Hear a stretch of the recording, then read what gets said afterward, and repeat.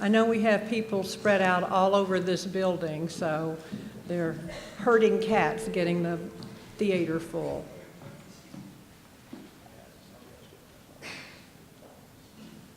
If you saw this place a day ago, let alone a week ago, 2 weeks ago, we didn't have a transformer to make anything work here. It's just been amazing.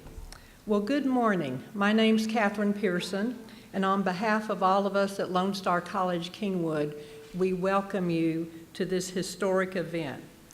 We are so very pleased you could be with us this morning.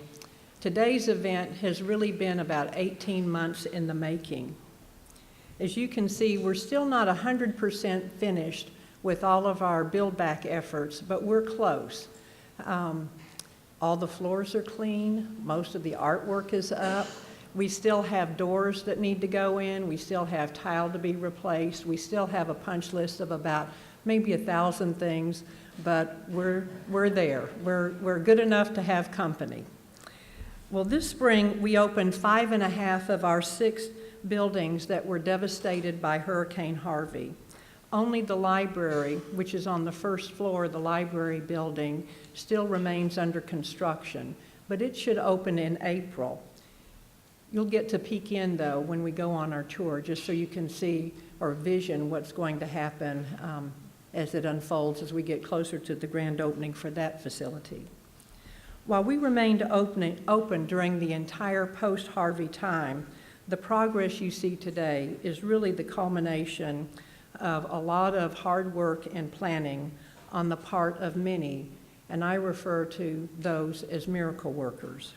From the very beginning, these miracle workers were laser focused on ensuring students receive the best possible education at this college despite what Hurricane Harvey threw our way. We literally had a river run through our campus. As you walked in, you should have received a commemorative brochure that chronologues our journey to get us to today.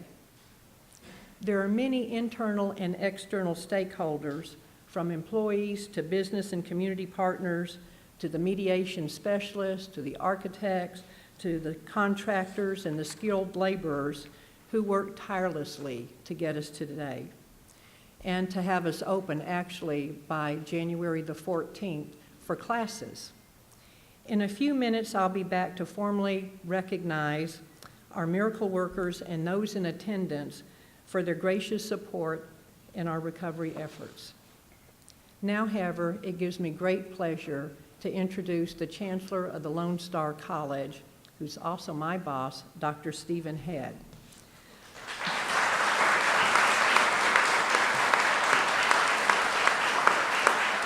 Well, I was going to say a few words about him, but in case some of you don't know, Dr. Head was appointed the 4th Chancellor of the Lone Star College after a 30-year history in the college system. He's been the Executive Vice Chancellor, he's been the President of this college, he's the one that forced me to go into administration. He's been the President at Lone Star College North Harris and the Interim President at Montgomery College. He served on numerous chambers, economic development boards, community boards. His focus is all about students, academic quality, fiscal responsibility, and partnerships. So please help me welcome Dr. Stephen Head.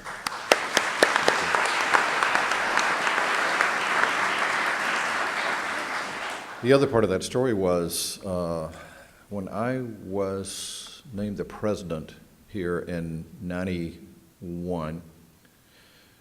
Was it 91? I've been here so long. I've been here 35 years, so now that the decades are beginning to blend together. So we had an opening as the dean? The dean.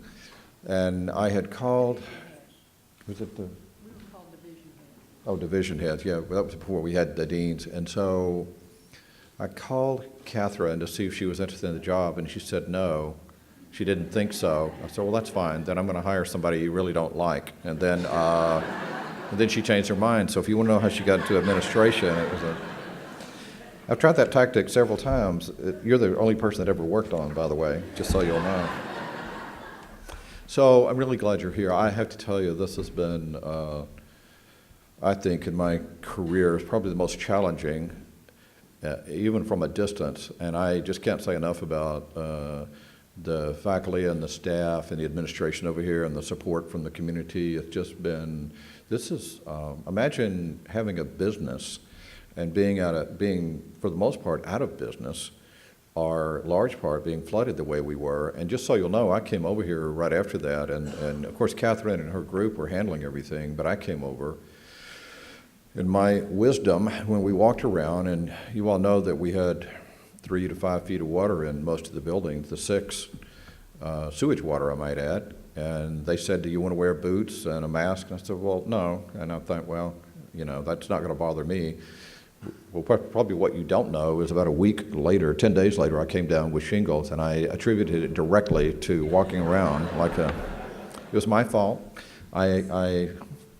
Most of the time I look around to blame somebody else, and I was thinking about you, by the way, but I didn't do that because your group and everybody else said you need to wear boots and a mask and everything else. So the next time that happens, I'm going to dress up like I should.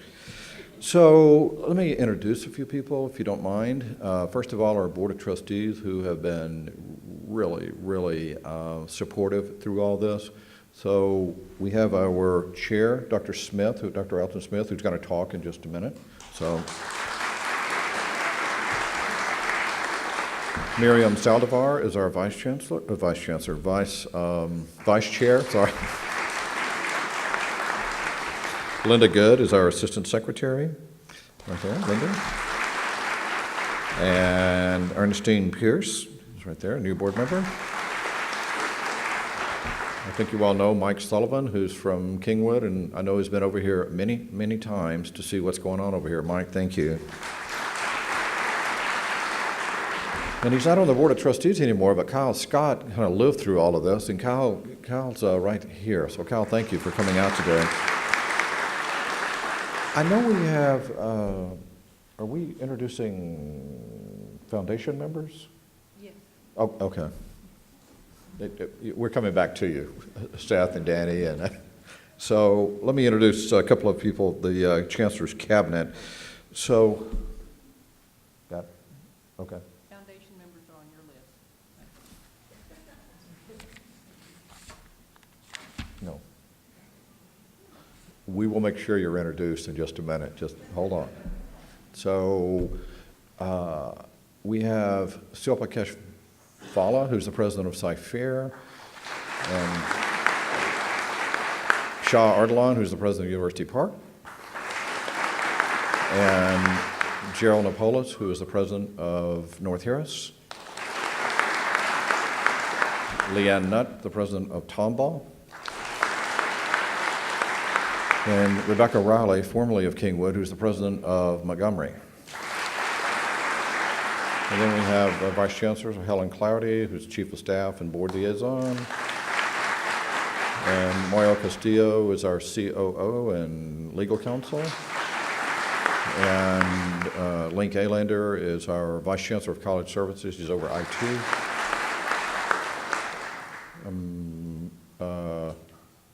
Dwight Smith. Dwight, you're always in a different spot than where I think you ought to be. Dwight is our Vice Chancellor for Academic Success. Okay. And Jennifer Mott is under the weather, like about half the people in this room are right now. So I told her to stay home. So just so you'll. Quentin. Oh, sorry. Where's Quentin? Yeah, Quentin. You're in a different place than what Quentin's special assistant to the chancellor, and he's also working on our Houston North project, which will be our 7th college. So, thank you. Anybody else? Okay. We're getting very large, so I have trouble remembering everybody when we. So let me just tell you very briefly. When I first started working in '84, this was part of North Harris County College East Campus, and some of you may not. Sometimes when I talk to our employees, they were not born when I started working here, so you may not know this used to be East Campus, and then we changed it to North Harris Montgomery Community College District, and then we changed it to Lone Star. So we've had a and I was the president here from 91 to 97, so this is a special place for me. I have to tell you, though, if this is no reflection on any other president, but if we were going to have a president to deal with the kind of issues we've had over here, it would be Catherine. And Catherine and I have known each other. Yeah.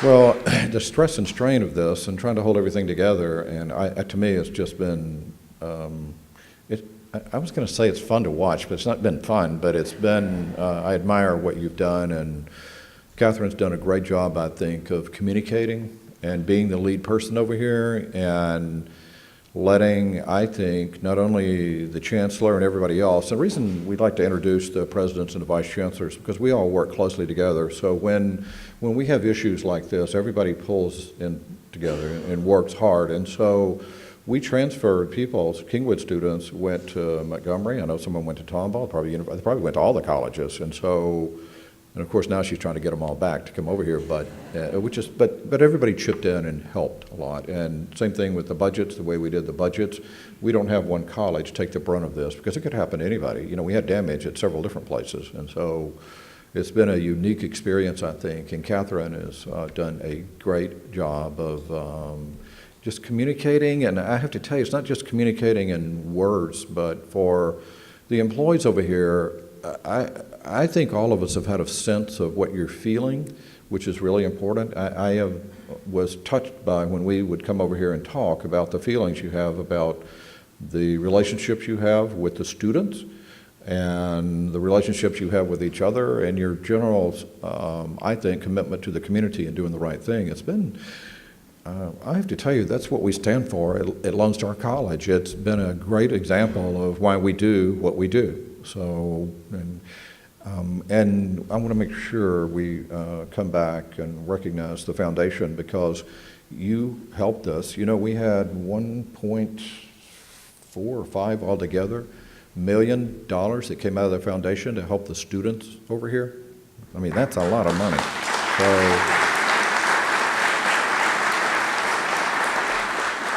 I'm just going to do this right now. So we've got Danny Wilson up there. We have Seth Shar. And do I have a list of the foundation members? Okay. Is anybody, who else is from the? Who? Nancy Shortsleeve. Oh, Nancy. Where's Nancy? Oh, right there. Sorry. Nancy Shortsleeve. And Alton Smith is on the, anybody else on the foundation?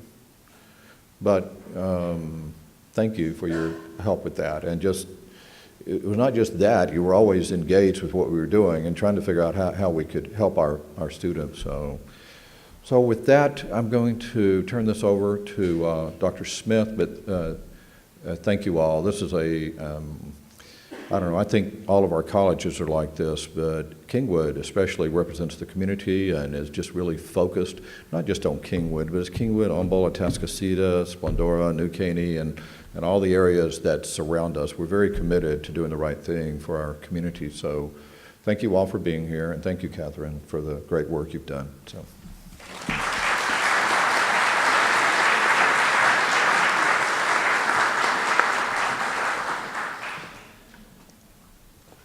First, I want to say good morning, to all of you.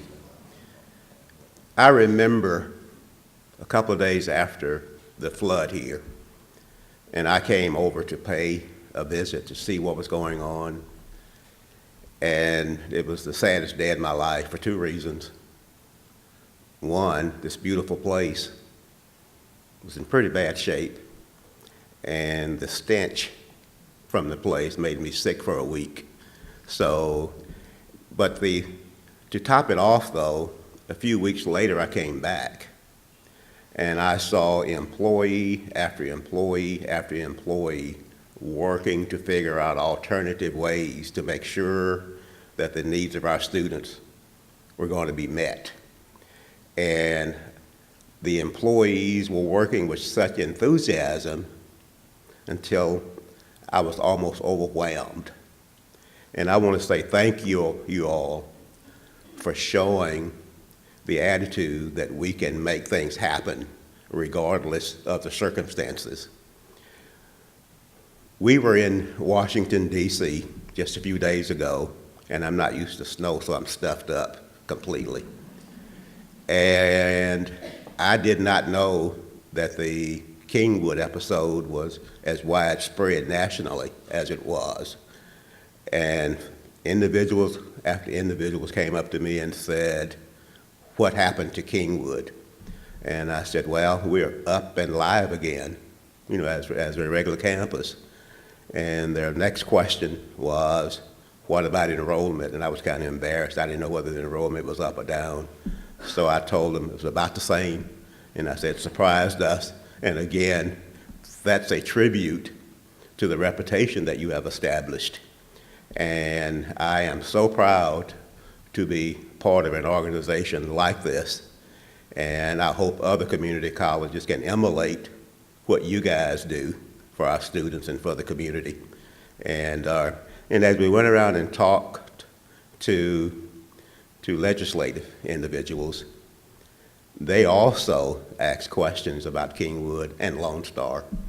And every last one of them, we talked to 6 people, I think 5 or 6, and they all had nothing but good things to say, about Lone Star. And a couple of individuals wanted to know what kind of reimbursements we've received, from FEMA. And when Dr. Head told them $4,000, they were completely shocked and said, "Well, we're going to look into that." I don't know whether we had any impact or not. When I got back to Houston, I found out the FEMA guy had resigned. So I'm hoping we didn't cause that to happen, that there was something else going on also that was beyond our control. But again, thank you for the hard work, and I really appreciate it. And I wanted to come over for the Christmas holidays, but every day that I wanted to come over, you all were working. I call it the Christmas break. You all were working. I said, I got to get over and see those folks. They're working where they normally would be at home. But I didn't get the opportunity to make it, and I apologize for that. But I'll figure out a way to make it up to you one day. Thank you.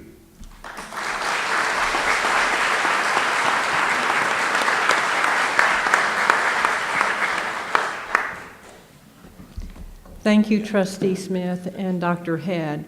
And truly, without your support, we could not be here today. We just can't express in words what your support has meant to us. And by the way, I think you said our CFO announced that we received a check for $4,500 from FEMA, but it was for North Harris's detention pond. Nothing near the going to be close to $60 million for this college yet. Yeah, they did tell me, and I forgot.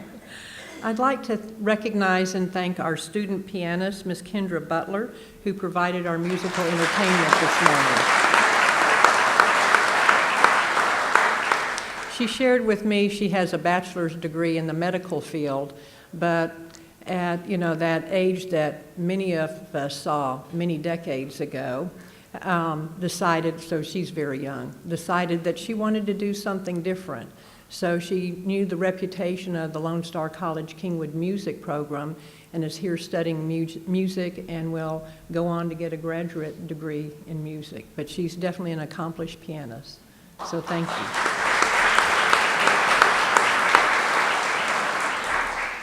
Before I introduce our elected officials, I'd like to ask Ms. Heather Washburn to come to the podium. She's here on behalf of U.S. Congressman Kevin Brady of the 8th District of Texas. Congressman Brady would have joined us this morning, but he was called back to Congress. So Ms. Washburn will present a proclamation. Thank you, Catherine, and thank you, Dr. Head, for allowing me to be here today. As she mentioned, I know Congressman Brady was scheduled to be here, and he does send his regrets and apologizes for not being able to be here. But unfortunately, fortunately, he is doing the job that you all elected him to do today. If you would indulge me, I do have a letter. It is short, so I won't keep you long. But he did want me to read a letter on behalf of him. And it says, Dear Lone Star College-Kingwood, I want to congratulate you on the reopening of Lone Star College-Kingwood campus. Despite the devastation left in Hurricane Harvey's wake, the determination of your faculty and staff turned the disaster into an opportunity to not only reconstruct, but redesign, modernize, and make additions to better serve your students. These actions speak to your deep commitment to local higher education and the workforce of tomorrow.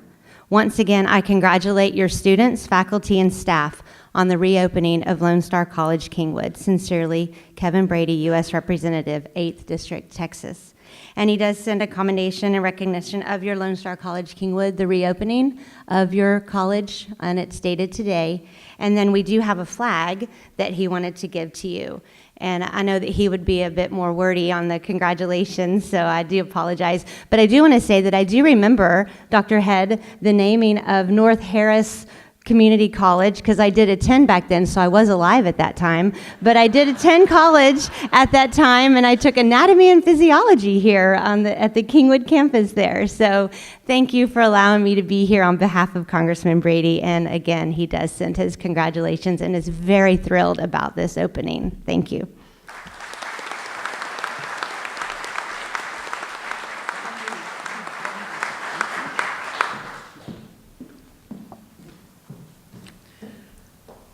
I also want to ask Ms. Tara Dennis, District Director of U.S. Representative for Texas 18th Congressional District, SHEILA Jackson Lee, to come forward to present Lone Star College-Kingwood with a special citation.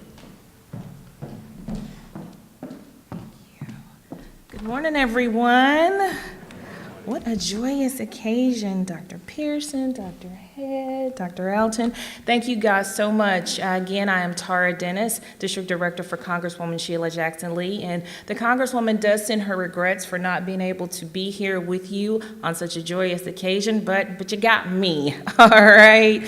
So I do have two documents that I would like to present to you on behalf of the Congresswoman this morning. One is a Certificate of Congressional Recognition, and it reads in part, it's presented by the 18th Congressional District of Texas to Lone Star College-Kingwood on the occasion of your grand reopening celebration. So now, therefore, be it resolved that on behalf of the constituents of the 18th Congressional District of Texas, I take great pride in recognizing Lone Star College-Kingwood on the occasion of the grand reopening celebration. Lone Star College System provides comprehensive educational opportunities and programs to enrich lives, and your core values of hard work and integrity has helped improve the Houston community. So an investment in knowledge pays the best interest. Indeed, your dedication is truly worthy of the respect, admiration, and commendation of the United States Congress, and it is signed by SHEILA Jackson Lee, Member of Congress, February 15th, 2019.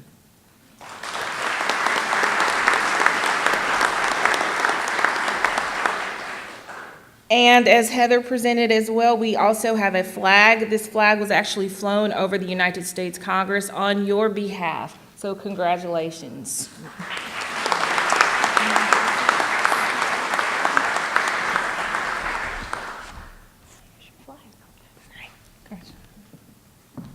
Oh, I would be remiss in saying I'm a product of North Harris Community College. So graduate of Texas A&M University, but I spent every summer at North Harris Community College. So yeah, this is a joyous occasion for me.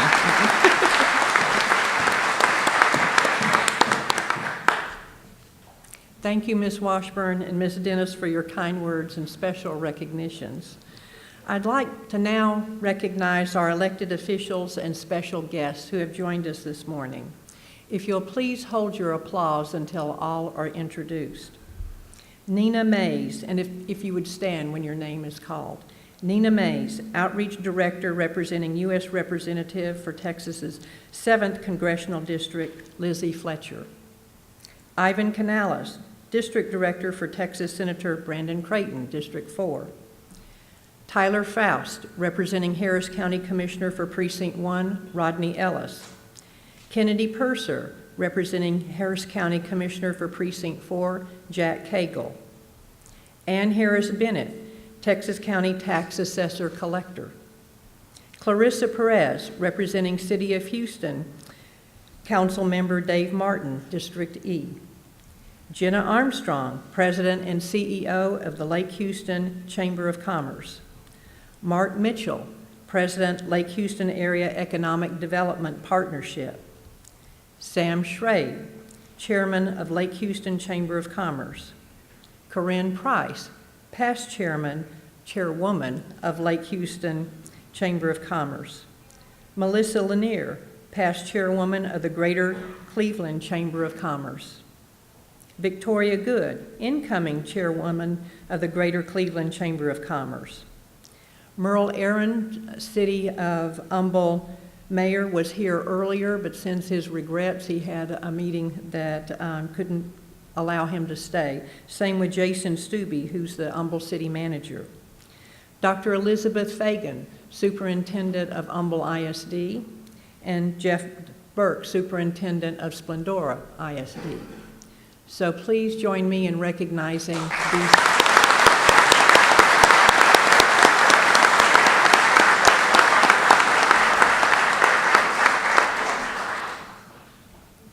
It gives me great pleasure to introduce the college leaders, all of whom are miracle workers extraordinaire. These are my A-team high performers, who in turn have A-team members working for them. And if you'll hold your applause until all are introduced, and if you'll stand when your name is called. Mr. David Beatty, Vice President of Instruction. David's low-key, mild demeanor, and he's very unflappable, can be deceiving. After Harvey, he led the 6 instructional deans through an incredible process to come up with a whole new instructional business plan in 23 days. He did the impossible with his team members. I will forever be bonded with David. We've been through a lot, and I'd like to introduce his very special instructional deans. They are Dr. Linda Lours Wolf, the Dean of Science and Health Occupations. By the way, our nursing program had its accreditation process that was moved back from this fall when we were camping out in other facilities to this week. So we just met them yesterday, and we've passed all 6 standards with flying colors in spite of Harvard.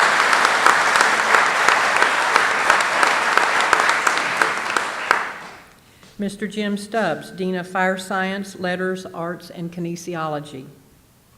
Dr. Cassie Rinconis, Dean of Social Sciences and Humanities. Ms. Ann Amos, Dean of Math, Education, Engineering, and Student Success. Ms. Mary Beth Stitt, Dean of Business, Technology, Communications, and Languages. Ms. Kim Klepsick, Dean of Academic Partnerships and Initiatives. She oversees all the dual credit and early college high schools. So you can imagine when we lost our facilities and we have large dual credit and early college high school programs, we had to reverse engineer and have our faculty go to our high schools to teach courses. So that was under Kim's leadership. And I just want to brag just a little bit more about them before they sit down. Well, this group and about 15 of their direct reports camped out in small quarters from right after Harvey, originally around Mary Beth's kitchen table, and then MCED gave us a home. That's East Montgomery County Improvement District.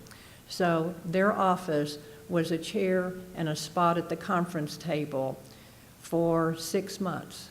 And then they moved over to, when we got back, the admin building, the first floor, when we got power and it was safe to go back to that one floor. They camped out in a conference room, same thing. All of their support personnel right around them in equally cramped quarters. And so when we were planning our build back a year ago in February, they requested to me that they not go back in their individual dean office suites. They could not have worked as efficiently and done what they had to do. And it wasn't just the business plan in 23 days right after Harvey. We've not had the same blueprint from semester to semester as we were able to bring on different facilities. And so they said they want to work together. They want to be in a crowded space and work together. I don't know about how much crowded. So I took them on a field trip to WeWorks in Houston, and they got to see and have a vision of what a really nice, shared, flexible workspace with some individual spaces could look like. And hence we developed the flex space, the collaborative space that's right across the hall, and it's a must-see on your tour. I don't know of any other higher ed institution that's done that, and we wouldn't have done it without our Harvey experience. So that's a credit to these instructional leaders who led us through the process we are today, where we've managed to keep students and keep them in classes regardless of the format and location. So thank you.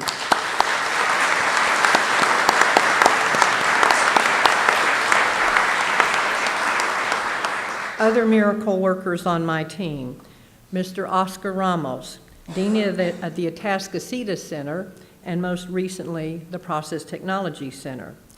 As a fairly new dean, before Harvey hit us, Oscar was tasked with rising to the occasion to more than triple the enrollments at the Atascocita Center. It had classrooms, we had to load them up.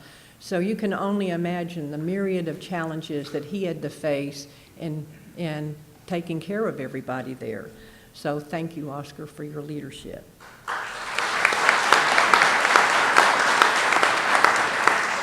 Miss Kaylee Vondevore. Where's Kaylee? In the back. Okay, Kaylee's the Director of Academic Success and the library.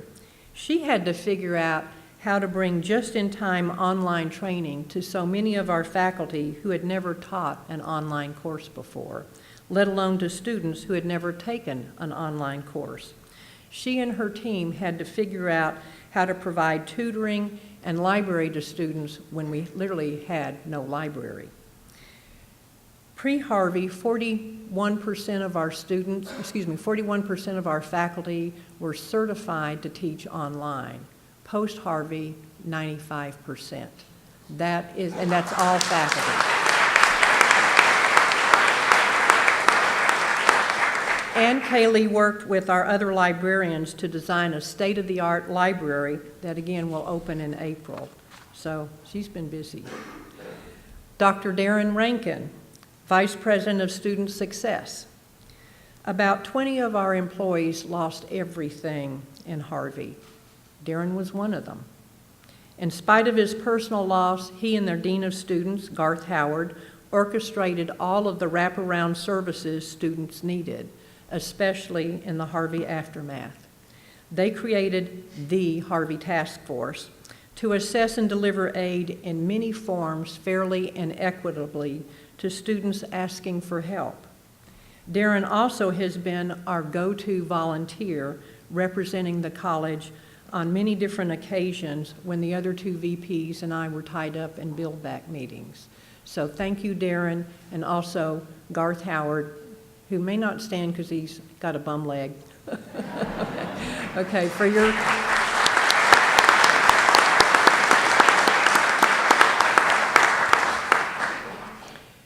Ms. Bridget Johnson, Vice President of Administration, affectionately known as our VIPAD. And the VIPADs oversee all of the college budget and all of the facilities. So she was here less than 9 months when Harvey hit. Most of her previous experience had been in parking facilities oversight at the Texas Medical Center, which had suffered extensive flood damage on at least 2 previous occasions. So we were very fortunate that Bridget came to us with that experience that also included working with FEMA. It's not often that you find an executive with technical expertise in finances that also possesses the exceptional soft skills, great communication skills, and has a great sense of humor. I credit much of our Build Back success to Bridget's communication skills, her business acumen, and her dedication to help make this college whole again. Of special note are 2 of her A-team members. Mr. Eddie McFadden, who's the Director of Facilities, could not be with us this morning. He had a family emergency, but Eddie McFadden had tireless efforts throughout this ordeal. He was camping out at the college when the hurricane hit and when our building started flooding. He's the one that called me at 2:30 in the morning on August 29th to tell me that we had water in 5 of our 6 buildings then. He's the one that stayed with our police and literally slept for days in our unpowered buildings, eating only vending food subsistence until we could arrange for some, and I'll talk about who came to their aid. And he's been here probably at least 100 hours a week, he loves this place, wanted to see it whole again. So we'll give Eddie a special thanks when we see him on Monday. Also, Miss Dolores Rios. Where's Dolores? Okay, stand up, Dolores. Dolores just joined us before Harvey hit. We stole her from HCC. She handled all the logistics, besides budgets, she handled all the logistics of every move we've made. Just to mention a few, on the Saturday after Harvey, so the Saturday before Labor Day, and MSED gave us the use of their conference room and surrounding space. She's up there with her tape measure, measuring to see how many bodies we can fit in each space. And then think about what she did also with our faculty. So not only the faculty that lost everything downstairs in the flooded buildings, but when we were trying to get all the science equipment that was located upstairs in a flooded building, she orchestrated that trade-off where we had our Blackman mooring workers in protective personal gear go up through the contaminated zone to fetch all the science equipment that the science faculty needed to start teaching classes and bring that through the contaminated zone to their private vehicles to haul off because we had no college vehicles. So that's another thing. All the things that we did salvage from Harvey, how they were displayed in our gym, our unair-conditioned gym, and lined up by building and by office on where they were retrieved. She orchestrated all of that, let alone setting up the mobile units with furniture when we got those in this summer, let alone all of the moves and furniture moves to make us whole again. We had 38 semi-trucks bringing furniture in from December until probably about a week ago. Now there's smaller trucks coming in. But she was our quality control, quality assurance person through all of that. So, you know, it's not just the A-team. My A-team had 18 members. So thank you both, Bridget and Dolores, for what you've done.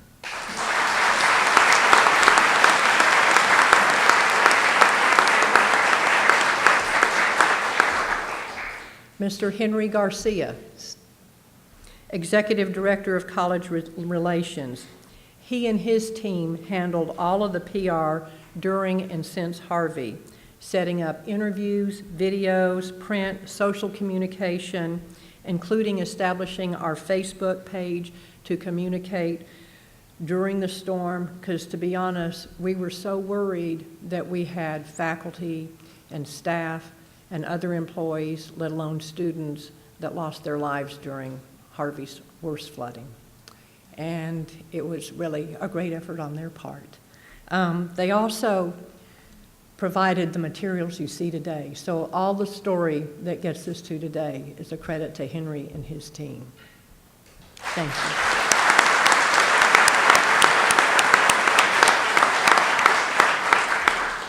Not reporting to any of our college leaders, but to our system office leaders, are Captain Gomez. Captain, are you in here? Okay, he's back there. He's been growing this beard since November. He says to look a little older. But Captain Gomez worked nonstop during Harvey, and he and his officers have kept us safe. They camped out. He slept here and ate vending food for days before we had other relief. Reagan Huang. Where's Reagan? Okay. Reagan is the director of the Kingwood Campus Services for the Office of Technology Services, OTS. Reagan is the quiet, behind-the-scenes hero. He does not seek the limelight. You won't find him in many of the pictures because he ducks out of the way. But right after Harvey, he and his team were really all hands on deck. And you can imagine what they had to go through to get a computer in the hands of every single employee that they either lost theirs or they couldn't retrieve it because it was through a contaminated zone. They had to set up places all over for us in many different locations. We converted our conference center to 6 classrooms and how some of our most high-powered technology classes, graphic arts, visual communication, that required a lot of data lines, and you just name it. So Data and his group has taken care of us, and always with a smile and very quietly just gets it done. So hats off to he and all of the OTS specialists who were essential to building back a college that relies on state-of-the-art technology. So not only computers and smartphones and smart boards and short casting high-tech AV equipment. And Reagan really handles the stress well. The only indication that he's been through this ordeal is his hair was really black when we started. So thank you, Reagan, for you and your team making us whole again.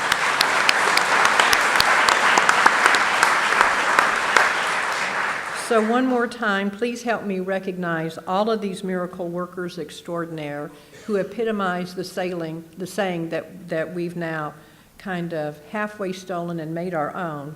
The impossible we did already. The difficult is taking a little longer.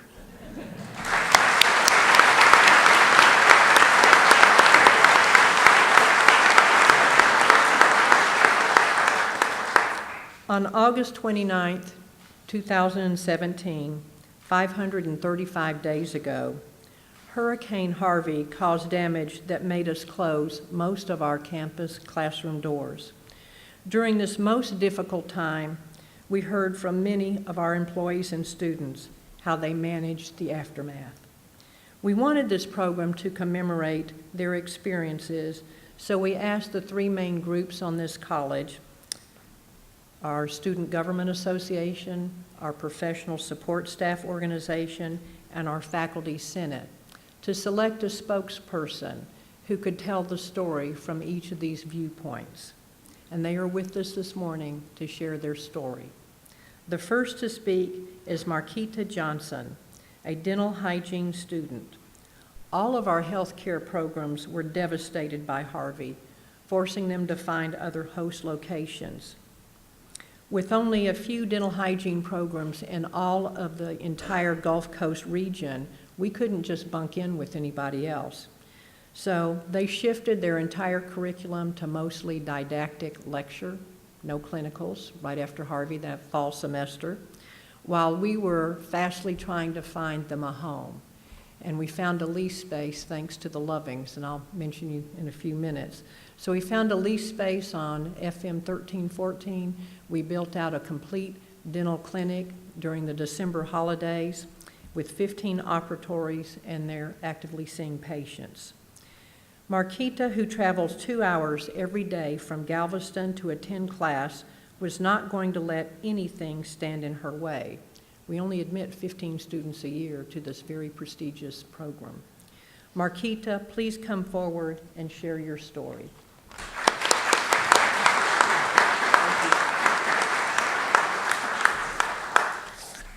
Hello, everyone. Y'all bear with me, please. I'm so nervous, but so happy to share my story. I'm going to reintroduce myself. My name is Marquita Johnson.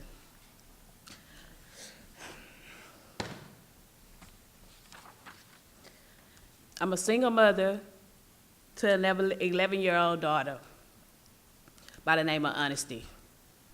I'm a non-traditional student in the dental hygiene program here at Lone Star Kingwood College. I'm also currently enrolled in a dual hygiene program with Texas Women University, which I'm on track to graduate in May with my bachelor's. Every day, thank you guys. Every day I commute 2 hours round trip from Galveston to Kingwood, and due to my dedication, my determination, and my faith, the commute was never considered an obstacle or a challenge.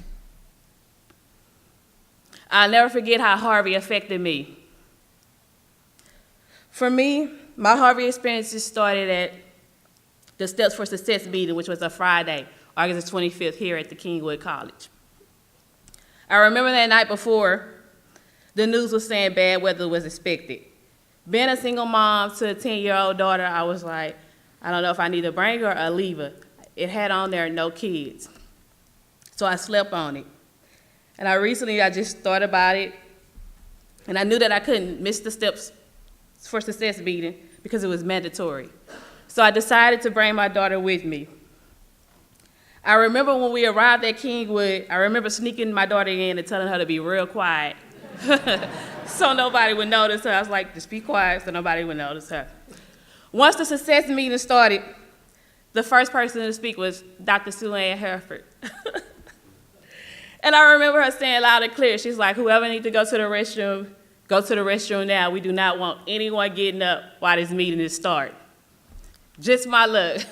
My daughter did not have to go to the restroom at that time, but 20 minutes later, she's like, Mom, I need to go to the restroom. And I was like, what? So I allowed her the permission to go to the restroom, and I'll never forget. The first person she ran into was Dr. Hereford, and Dr. Hereford was like, so where you think you going?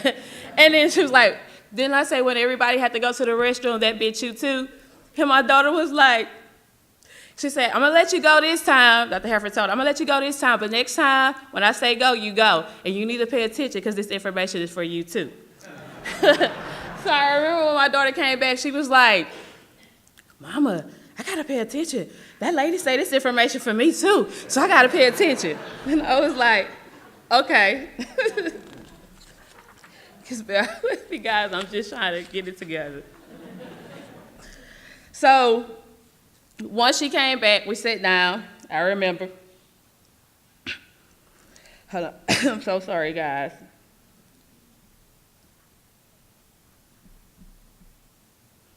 I'm glad I did bring her because the meeting ended early due to bad weather. I remember getting ready to drive back to Galveston, and that's when I received a call that my daughter and I was not going to be able to drive back to Galveston because the bridge was closed. So there I was, stranded in the middle of Kingwood with my daughter, nowhere to go. I had no family or friends in the area. I remember my old boss called at that moment to see how the meeting went. And I told her my daughter and I were stranded.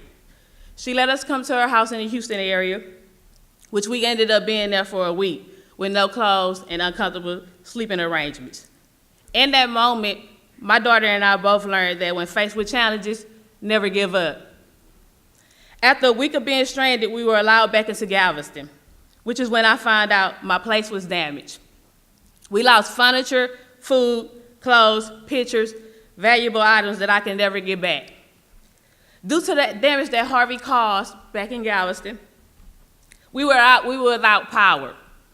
So what I would do is I would charge my phone in the morning at our local Kroger's twice a day. I would charge it in the morning and I would charge it in the afternoon because I didn't have any power and I didn't want to miss any communications from the dental hygiene program because those emails and communication was very important to me.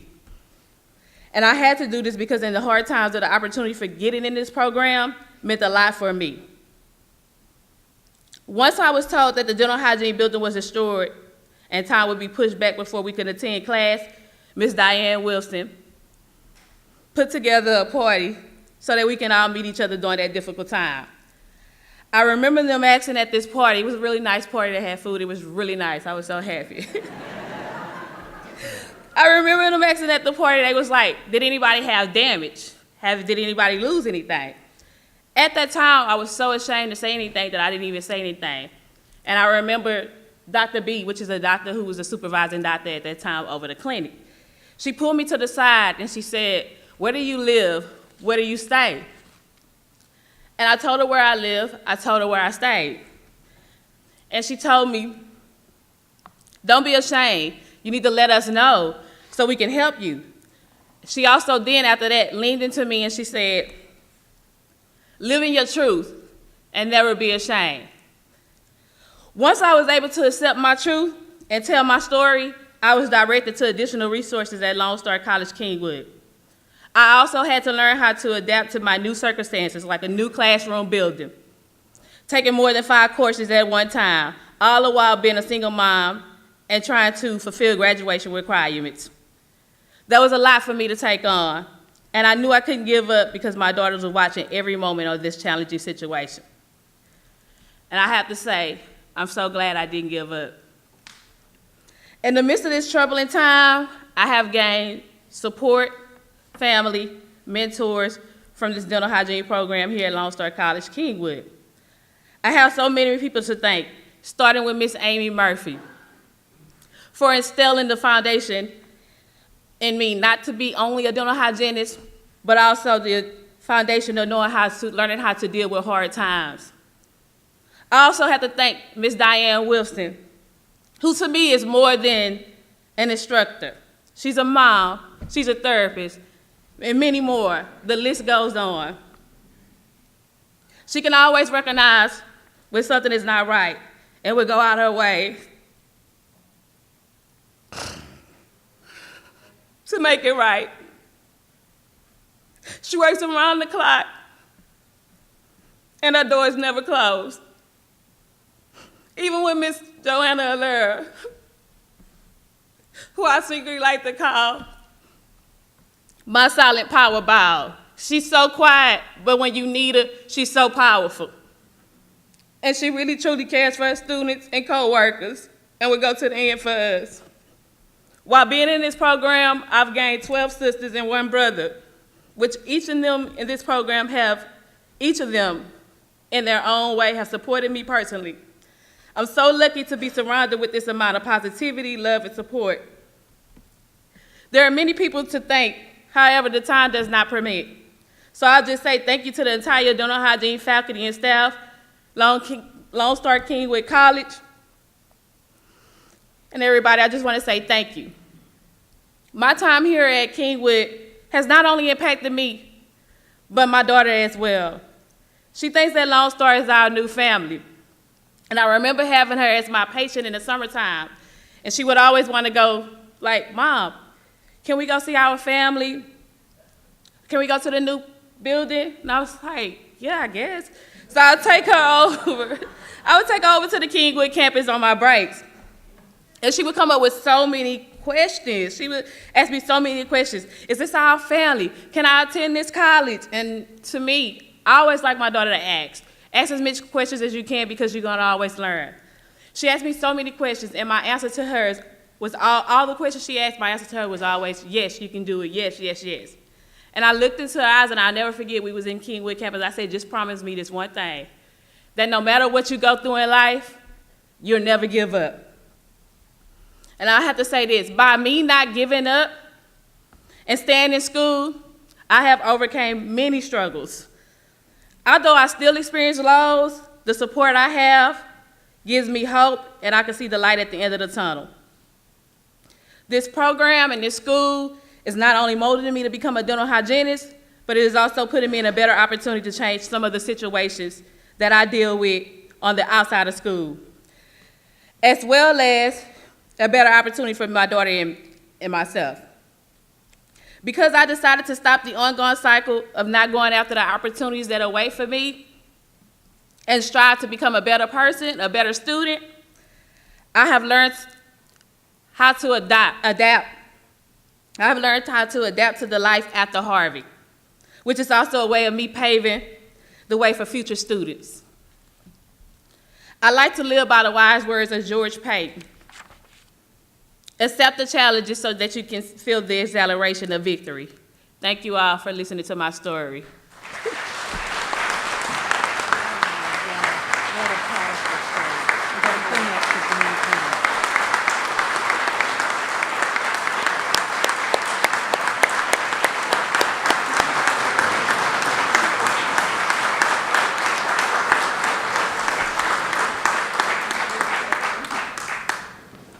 What a powerful story. Well, certainly with your can-do attitude, your grit, you'll overcome any obstacle thrown your way. By the way, our dental hygiene program has continued its unprecedented success despite Harvey. Ever since its inception, it's had a 100% pass rate on its state exams, and that's a testament to the faculty that work here.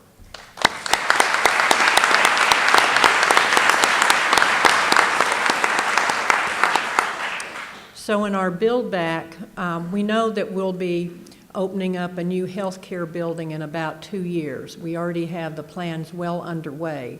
And so in the build back of the downstairs, what used to be the health science building that we renamed the science building, we created those areas so that they can accommodate the temporary homes for nursing, occupational therapy assistant, and respiratory, then become science labs.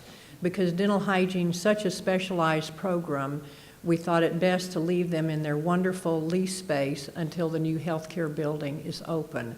So they're the only one of our programs that are not physically back on campus yet. The second individual to speak to us this morning is Allison Huffy, a Specialist 3 in the library and the president of the Professional Support Staff Association.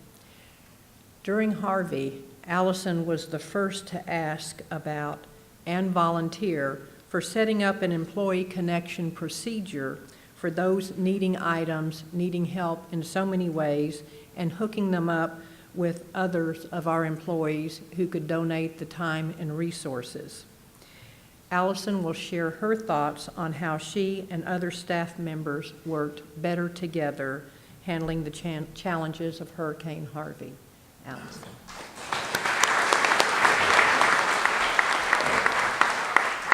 Good morning. Welcome to our reopening celebration, and we're so glad all of you could join us with this momentous occasion.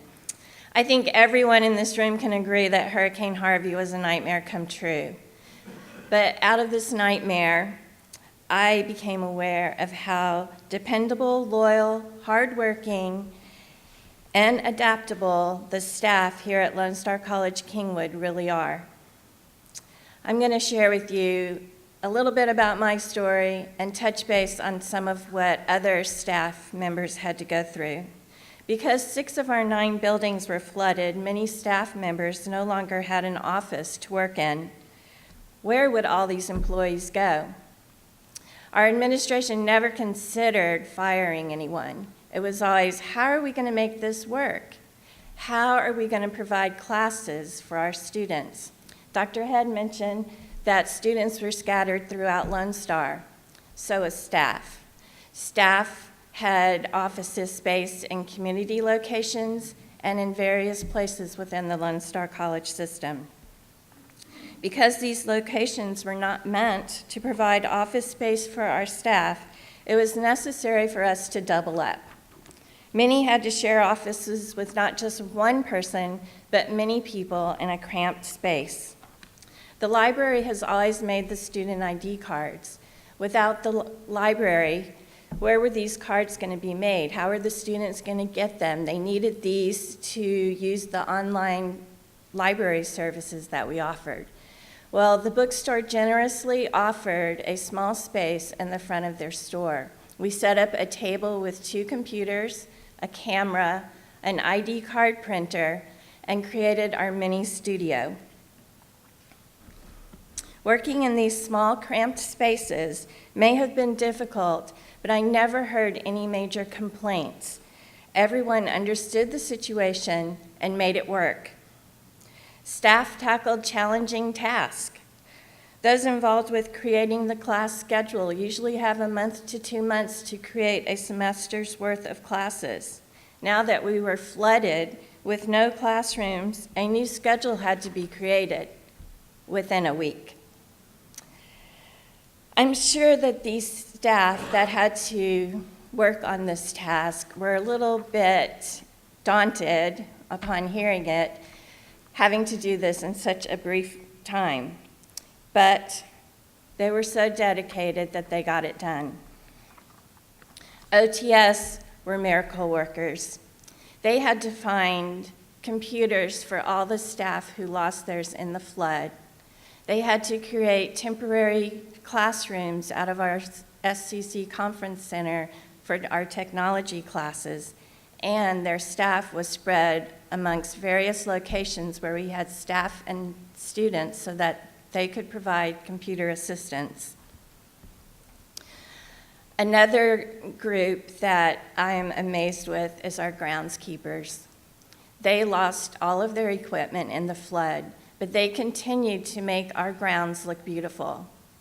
They were so committed to their work that they went out and bought a push lawnmower to mow our grass. Anyone want to volunteer to use that lawnmower on our grass? You can see how much grass we have out there. Even staff who did not lose their office space had to adjust. For example, our outreach and admissions group. They had to develop creative ways to recruit students and offer orientation sessions due to the lack of space to hold a large event. The staff at our Atascocita and Process Technology Centers had to adjust to having more students on their campuses. Two of our cultural beliefs really shine throughout the ordeal. Not once did we lose sight of providing services to students. Everyone's priority was students matter, and in doing and accomplishing this goal, we became better together. Thank you.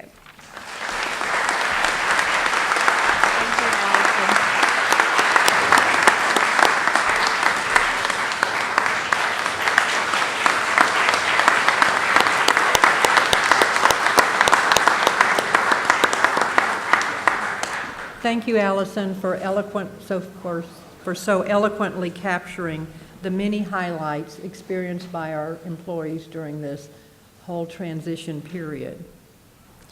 Lastly, history professor Dr. Juan Galvan Rodriguez was chosen by our faculty senate to convey the story many faculty experienced in trying to teach and keep students motivated during this trying time. Dr. Rodriguez.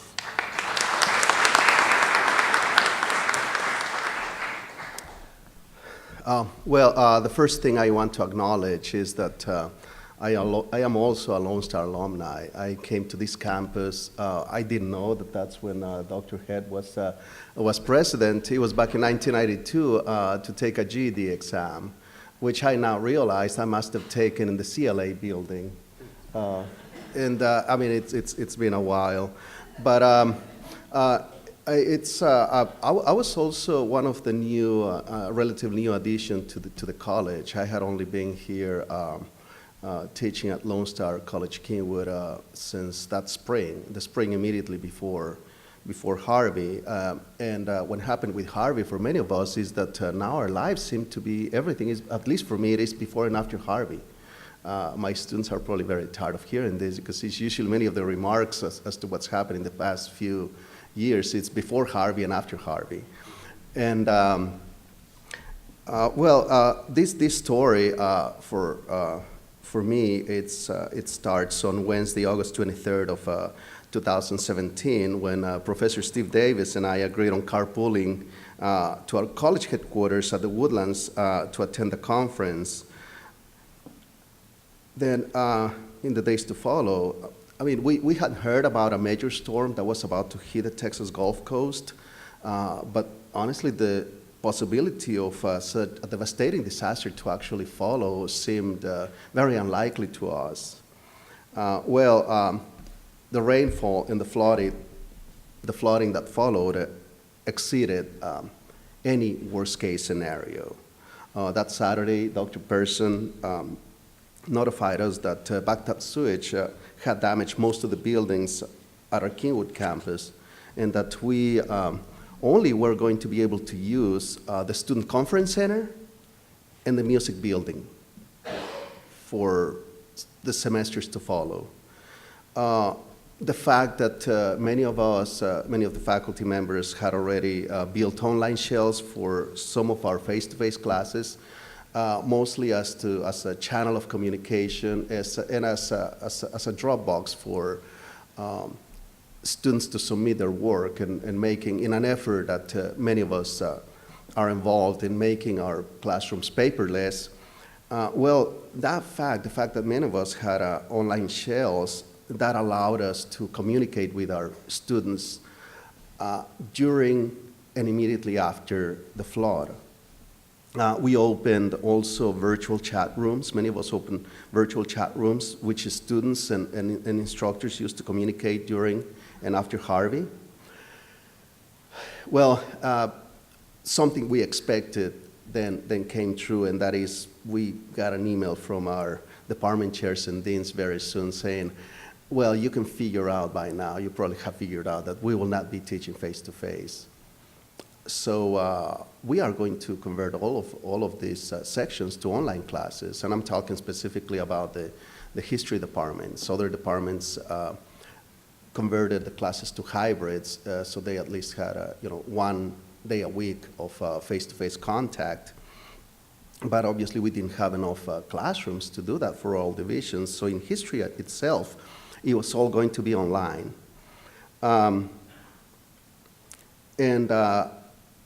Then many of us may do with what we had. I remember several of the faculty members taking up spaces on the corridors of the Student Conference Center, others at the Atascocita Center. One of our professors, history professors, camped at a Mexican restaurant here in Humboldt, where he was frequently buying lunch for students who were coming by throughout the day to get some face-to-face clarification in many cases, or direction on the assignments that they had to do. And I'm, of course, many of you know that I'm talking about Steve Davis by now. Myself, I took a space in the second floor of the Student Conference Center, and I appropriated a table that was there, that I camped there. I showed up early and beat anybody else to it, because faculty were competing for those spaces. And it was strategically located right outside the men's center and the women's center. And that was also planned because I knew that those places, the students, the men's center and the women's center, offered major resources for our students, and also because it was right next to the place that the lobby on the second floor of the Student Conference Center that we improvised as a tutoring area, as a formal tutoring area. So to me, it was also a way to direct students to, or to actually walk with students to places where they would find assistance. We announced newly available resources to our students. For example, Lone Star offers scholarship to students affected by Harvey, and many of my students applied for it after they saw the announcement. After they saw the announcement now on the online platform, which became the main means of communication, that is using the online platform and using the announcement, the bulletin board, and also email to let our students know, hey, there's a scholarship. Very soon, we got a donation, I believe, Reagan, I might be wrong on this, whether we probably purchased all these laptops that were available to students, which was also a major, and much needed help for many, because obviously, many people who suffered damage in their homes had also lost their computers. So many of our students got to claim computers that way, and which were essential now that all their classes were online. I especially remember a young couple enrolled in one of my classes who were renting an apartment here in the Kingwood area. They lost their apartment, they lost their jobs, also here in the Kingwood area, and they lost their cars. So they had to move with their parents in Cleveland, Texas, but not in the city of Cleveland, but actually out in the countryside, and they did not have internet access. This was especially critical case, and at first I thought that there was no way we could do anything. But then I requested an audience with, I requested a conference with Dean Gard Howard, and he helped, he made it possible. He sped up the process for this young couple to get emergency financial aid and to try to secure just, some resources with which they could try to get by. Originally, start heading towards the end here. Ongoing human contact with our students that semester immediately after Harvey, and ever since, had a tremendously positive impact on all of us, on students, on staff, administrators, faculty.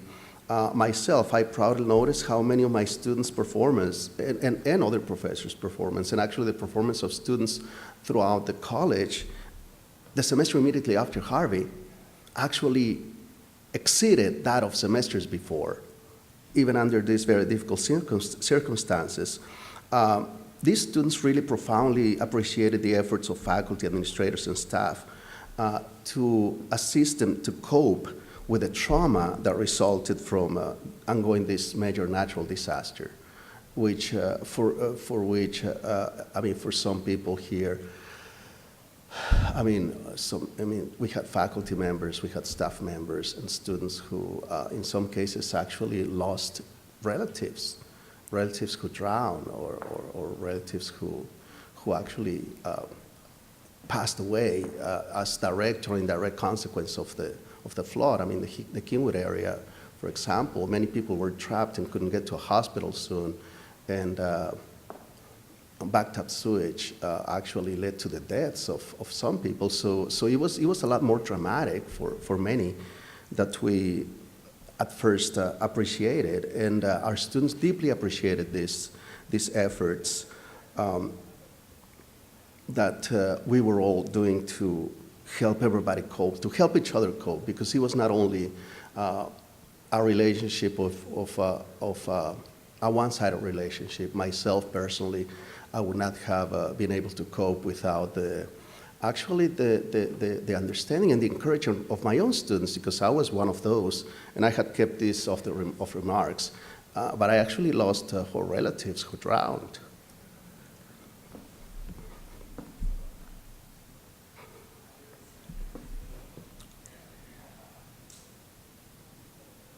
So I'm going to end with this sentence, which was, to me personally very beautiful, and that was on November 7th of 2017, an anonymous student posted this in a popular website that rates professors. And this student wrote, he or she wrote, "What I love about this class is that the professor provided us with amazing support through the hurricane and has been helpful with resources." Thank you.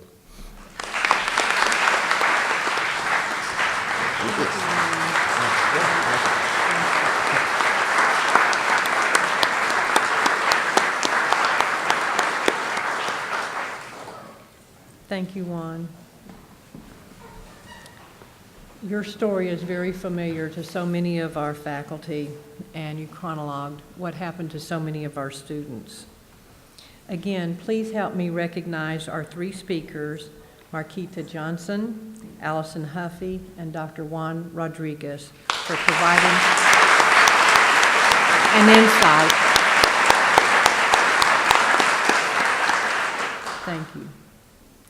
As of today, almost all of our buildings and classrooms are operational. It took a village with members from the entire college, system office, sister colleges, and many of our good community partners to help us keep serving students and stay open and open all of our classrooms once again. We have survived this journey, and we've learned many lessons along the way. So speaking of community partners, we want to acknowledge them and say thank you for your support. When I call you and/or your organization or business, will you please stand and be recognized?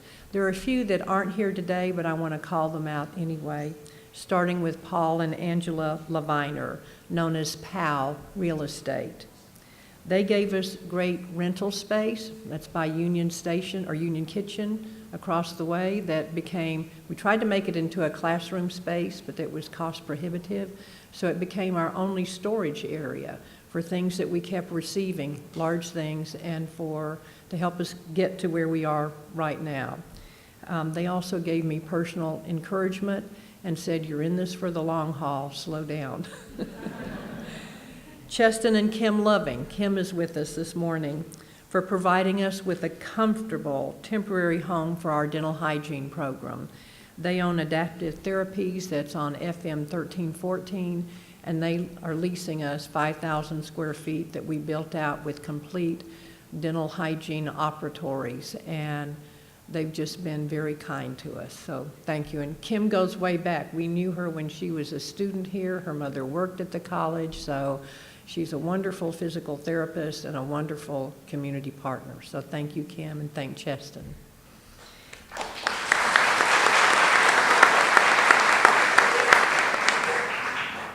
East Montgomery County Improvement District. And I know that Frank McCrady is here, and I think a few board members, but they've come and gone, so I don't know who else is in the audience. But any other MCED board directors, please stand.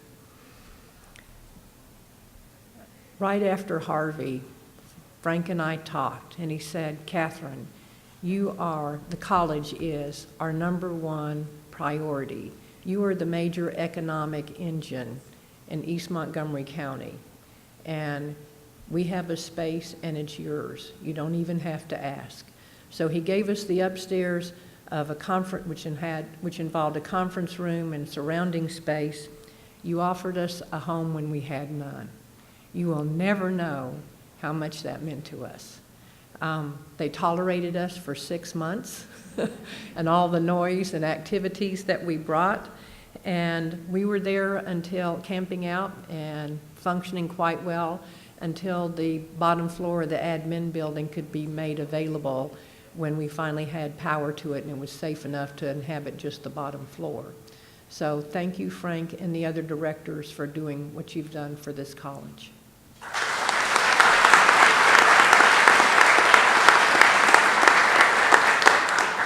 First Presbyterian Church of Kingwood gave us the use of their sanctuary free of charge for our very first meeting after Harvey.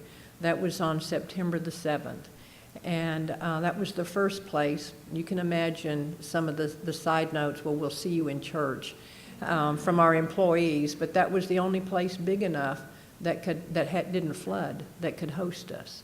So that was our first meeting. They also gave us classrooms afterwards to offer our English ESL, English for Speakers of Other Languages classes. So we're very grateful to them. Farouk Chi for providing a home for our cosmetology program for 18 months until they could return to campus just a couple of weeks ago.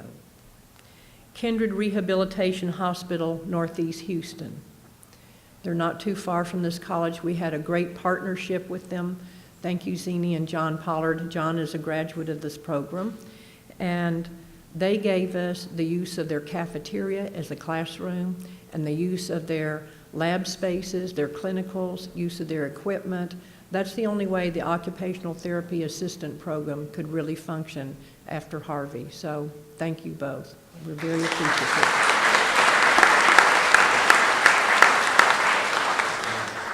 New Caney ISD and Homewood Suites both gave us meeting spaces free of charge when we had none. Oakhurst Homeowners Association brought, and actually Eddie McFadden lives in Oakhurst, that's the neighborhood just across the street, and he talked to the ladies there in the homeowners organization and told them about the plight here. None of the other restaurants were open after Harvey. If they didn't flood, so many of their employees flooded that they literally didn't open. So there was no place to get food, and our police officers were camping out here, our facilities director, and you can imagine vending machine food gets old after about the second day. And so Eddie talked to these ladies, and they started bringing in home-cooked meals that served us all for about 2 weeks. So we're very appreciative of them. Generation Park for leasing us floor space in their new parking garage when we opened our Process Technology Center a year ago, January. And it was a brand new facility. And so when you build brand new facilities, you never have enough money to do everything.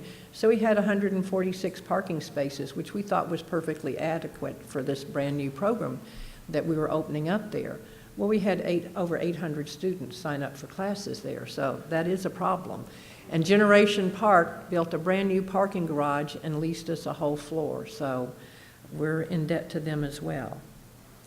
the Medallion Foundation for their generous gift that funded a much-needed 12-passenger van, and we use that for instruction all the time. Humble Rotary and Tellefson for helping to fund the Harvey Memorial Obelisk. And this is a cool project. And I have to tell you this story that right after Harvey, I ran into history professor Steve Davis, and he said, Comrade Kate, that's what he calls, we've known each other for 35 years. He said, we won. And I said, what? He said, well, you know, there's the San Jacinto Monument that commemorates the winning of the Battle of the San Jacinto War, or that battle, on that battlefield. Don't you think at Kingwood we also need a monument to commemorate our win over the river, the San Jacinto River?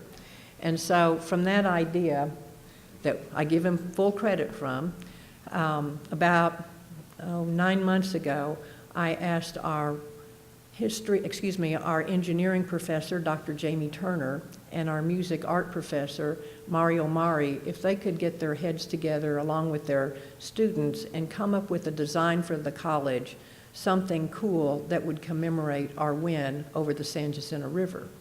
And so they designed, and it will be erected in about another month or two. They're getting all the parts together for this.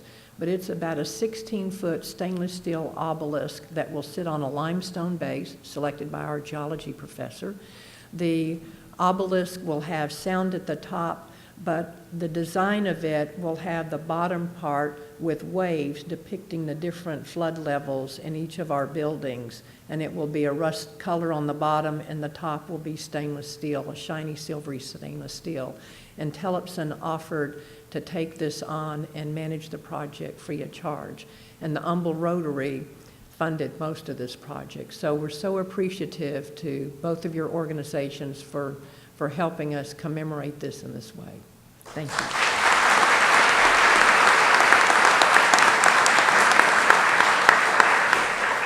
Grant and Elizabeth Chapman. Elizabeth sitting in the back, probably the very best cheerleader Lone Star College-Kingwood has ever had, retired dean from here. But her husband, I guess, heads up the Holy Smokers, and they do all kinds of cool fundraising events with free food for the community. And after Harvey, they fed all of us for several days. They brought in barbecue sandwiches that were just delicious, and drinks and chips. So thank you, Elizabeth and Grant, for feeding us when nobody else was open.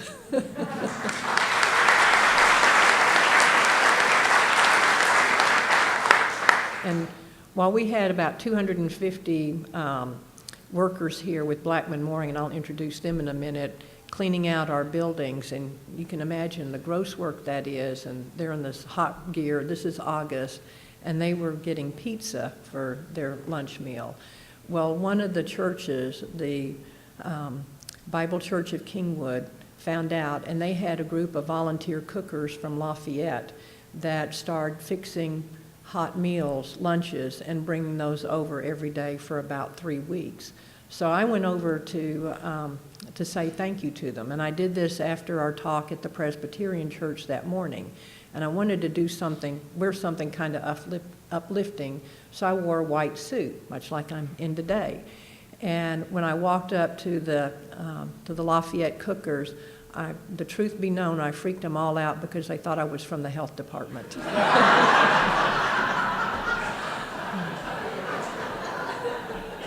Well, Summer Creek High School and Humble ISD, I know Dr. Elizabeth Fagan is here, for allowing us to use your parking lots after that initial semester open when we had a flood of students coming. So you help us by taking care of our students, letting them park across the street at Summer Creek High School.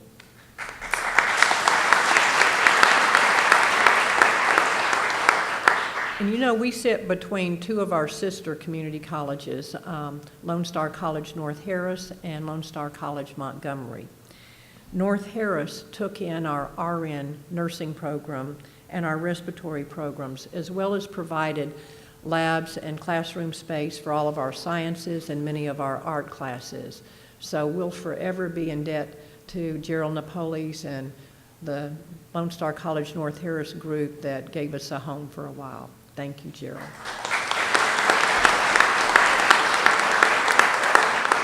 Lone Star College Montgomery, under the leadership of Dr. Rebecca Riley, took in our LVN program, gave them a home, and also provided space for many of our other classes. So thank you, Rebecca.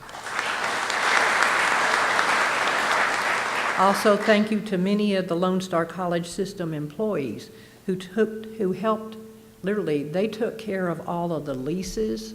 Imagine all the legal work there that went through Mario's area. Accreditation approvals, we have to have approval with all the different sites from the coordinating board and from special agencies beyond that. The FEMA reports, all the procurement and business things. So there's so many helpers throughout this whole system. We did not do this on our own.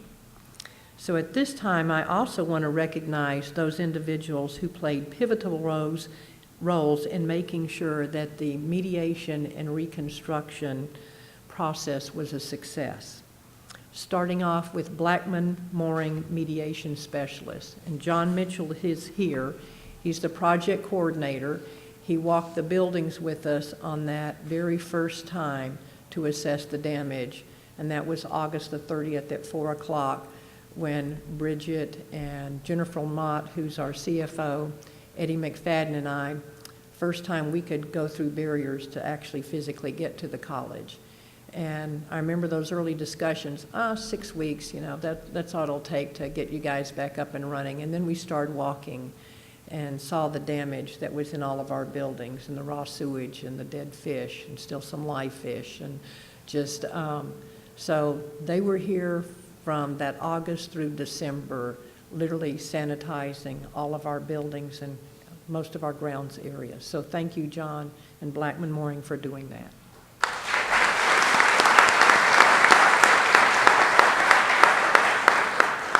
Lone Star College-Kingwood selected AutoArc architects for our build back.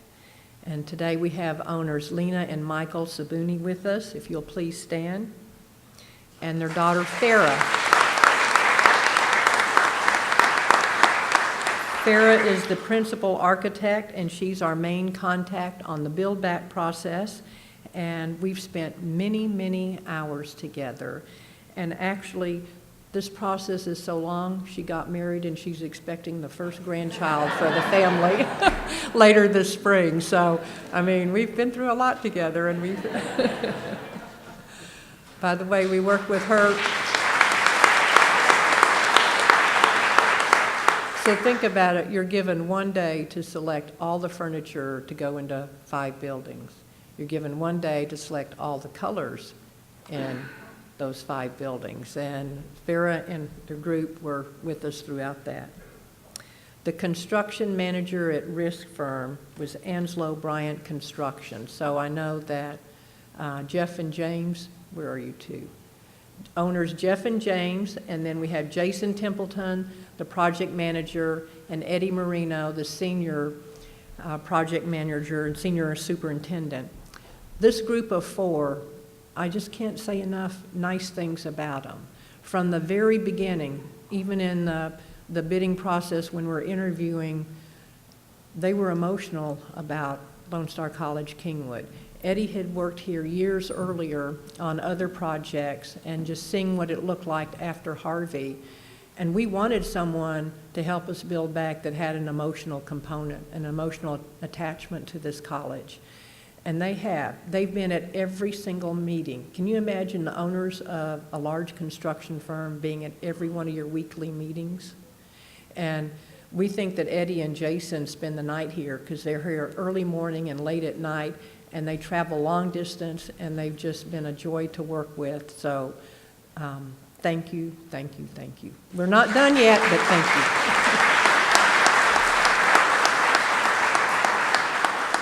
We'd be remiss if we didn't recognize the Lone Star College personnel who work closely with the architects and construction managers.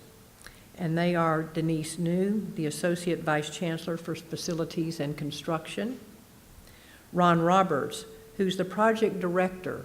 Before Ron, Susan Gallup helped us in those early years, but Ron's standing up in the back. So he's our day-to-day person and our liaison with the contractors as well as architects. Nayeli Sosedo, who's our Associate Vice Chancellor of Supply Management. You can imagine all of the detail and documenting for FEMA.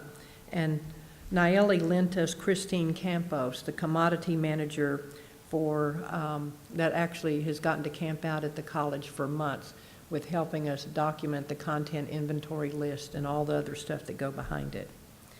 OTS, Technology Services, Jude McCormick and Charles Gintz, who are the network administrators under the leadership of Link Aylander and Butch Julie. And so many of the staff from OTS, again, we would not be where we are if they weren't not only here with the build back, but in all of the meetings, looking at where the data lines need to go. So not only for the computers, but all of the AV. And, you know, we lost our whole network closet. And our build back, by the way, it's now in an upstairs, a second floor space. Well, as much time.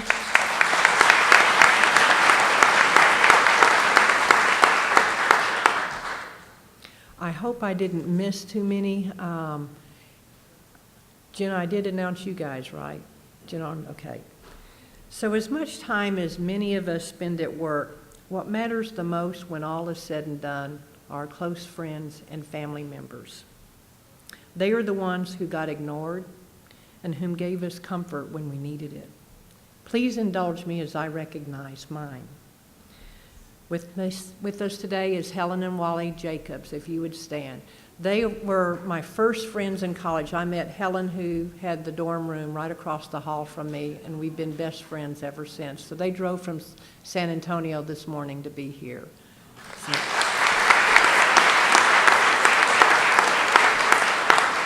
Two of my sisters, Ruth Villalobos, who flew in from LA.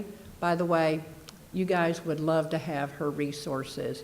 She retired from the Army Corps of Engineers after a 30-year stint with them. She's the second in command of the Greater Los Angeles Flood Control. She has her own environmental consulting company and does quite well. She knows FEMA stuff very well.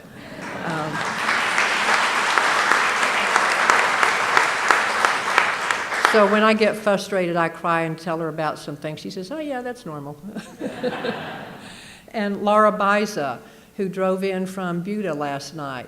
Laura teaches high school chemistry in Buda and is just an amazing teacher and does a lot with our youth.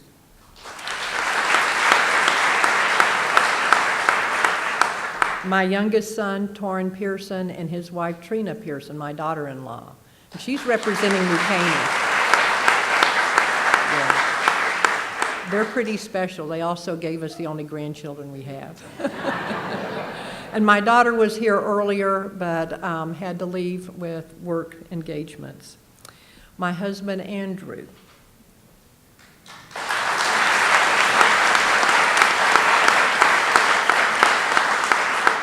I'm trying to remember if we've been married 48 years, or yeah, 48 years. I eloped and I couldn't even vote when we got married, so I am old, but that just explains it.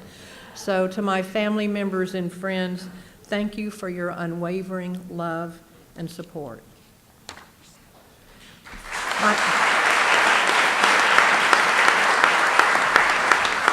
Finally, we invite everyone to our ribbon cutting.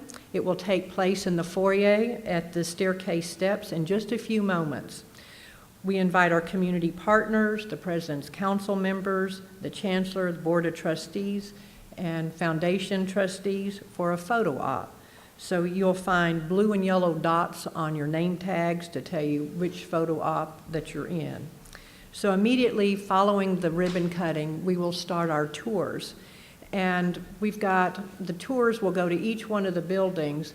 We've placed high water marks so you can see where the floodwaters came in each one of the buildings. Some areas that may have come higher than in other areas.